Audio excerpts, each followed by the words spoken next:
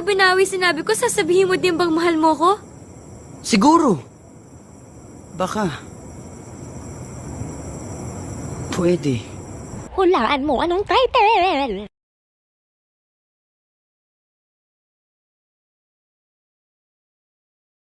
Yung ikaw. Hindi pwede bigyan ng bigay, Kiko. Hulaan mo anong title?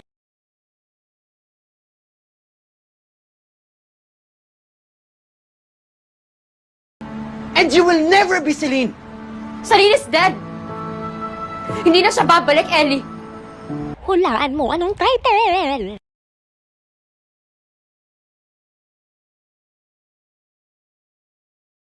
No. Gusto ko nang itigil to kasi nagiging totoo na. Totoong ano? Totoong nagkugustuhan na kita. Hulaan mo anong title?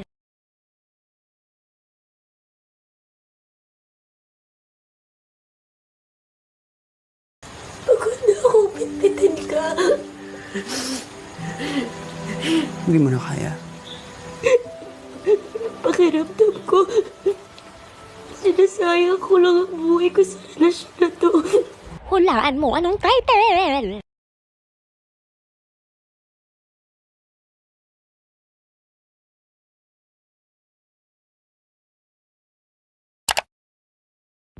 Ay, talaga ba? Filipino citizen yan? Ay, parang hindi naman te. Parang hindi naman siya mukhang Pinoy. Baka nakapag-asawa lang yan. Naitanong nyo na ba sa inyong sarili kung paano nga ba nagiging Filipino citizen ang isang tao? What is the meaning of citizen and what is the meaning of citizenship? Basically, a person who possesses legal rights and obligations within their country of citizenship is known as a citizen, while a person's position and rights given by a state, which frequently entail involvement in its political and civic life, are known as citizenship. Dual nationality or dual citizenship is a status on where the individual is legally recognized by more than one country. Being recognized to have multiple citizenship requires the individual to know the different laws that is being implemented and mandated by those countries. Dual citizenship may happen due to certain events. One is natural born. Individuals born in foreign country with non-citizen parents will still acquire foreign citizenship at birth. Sa madaling salita, ang jus soli ay nakabase ang citizenship ng isang tao kung saan ito pinanganak regardless sa kung anong pagkamamamayan ng mga magulang nito. Sa madaling salita, ang jus sanguinis nakabase ang citizenship ng isang tao sa dugo nito o sa pagkamamamayan ng mga magulang nito o isang man sa kanila.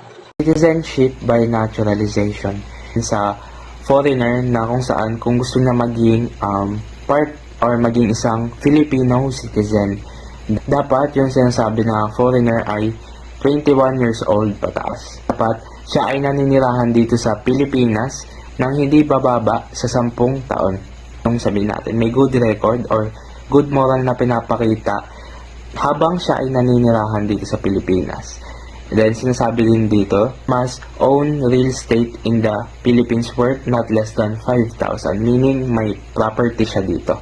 He or she must be able to speak or write English or Spanish or any of the principal languages. Then next, he or she must have enrolled his minor children of school age in any of the public or private schools. At kung may naturalization, meron namang natural-born Filipino citizen. Ano nga ba iyon? Ito ang jus sanguinis kung saan nakadepende ang citizenship mo sa magulang mo. Halimbawa na lang kung Filipino citizen ang magulang mo, sa araw pa lang ng pagsilang mo ay makukuha mo na ang Philippine citizenship. Magbibigay na lang kami ng halimbawa. Kagaya ng batang ito, meron siyang Pilipinong nanay at merong Amerikanong tatay. Tingin nyo, natural-born Filipino citizen ba siya? Meron kayong 50,000 seconds para sagutin yung tanong na to. Yes or no lang po tayo sa chat box. Please. Ulitin ko po, is siya a natural-born Filipino citizen? Ang sagot po is yes. Dahil sa jus sanguinis pumapasok dito na kahit isang Filipino parent lang ay makukonsider na rin siyang natural-born Filipino citizen. Ang pangalawa naman natin is si Kay. Si Kay ay isang illegitimate child pero may Pilipinong ama.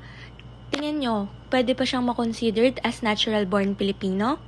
Meron po ulit kayong 50 days para sumagot sa chat box natin ng yes or no. Okay, time's up na po. Again, can she be considered as natural-born Filipino? Yes. Bakit? Dahil meron po siyang Filipino father at Filipino mother kahit illegitimate child siya. So, mako-considered po natin siya as a natural-born Filipino. Okay, next one po. Meron po siyang Filipino parents pero pinanganak siya sa United States. So, is she a natural-born Filipino? So, meron po ulit tayong 5 seconds para sumagot ng yes or no sa ating chat box. Okay? Time's up po. So, again, is she a natural-born Filipino? Yes po, dahil meron siyang Filipino parents and by blood, Filipino siya. So, kahit pinanganak po siya sa ibang bansa, andun pa rin yung natural-born Filipino niya. Kaya lang, pumapasok din dito ang dual citizenship. Citizenship by marriage.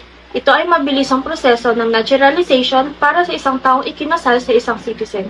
Subalit, sa mga bansang may malaking bilang ng immigration, pinatutupad ang mga regulasyon para matukoy ang mga peking kasal, kung saan ikinakasal ang citizen sa isang hindi citizen nang may kabayaran ng walang layuning magsama. May 3 pangunahing paraan para makuha ang citizenship. Una, jus sanguinis. Ito ay citizenship based sa ugnayan ng dugo. Pangalawa, jus soli. Ito ay citizenship na nakuha based sa lugar ng kapanganakan. At ang huli ay ang naturalization. Ito ang legal na proseso ng pag-aampon sa isang dayuhan at pagbibigay sa kanila ng karapatan ng isang native-born citizen. Filipino citizen under the Philippine Constitution. Number 1, those who are citizens of the Philippines at the time of the adoption of this Constitution. Number 2, natural-born citizens. Number 3, citizens through elections. People born before January 17, 1973 of Filipino mothers who elect Philippine citizenship upon reaching the age of majority.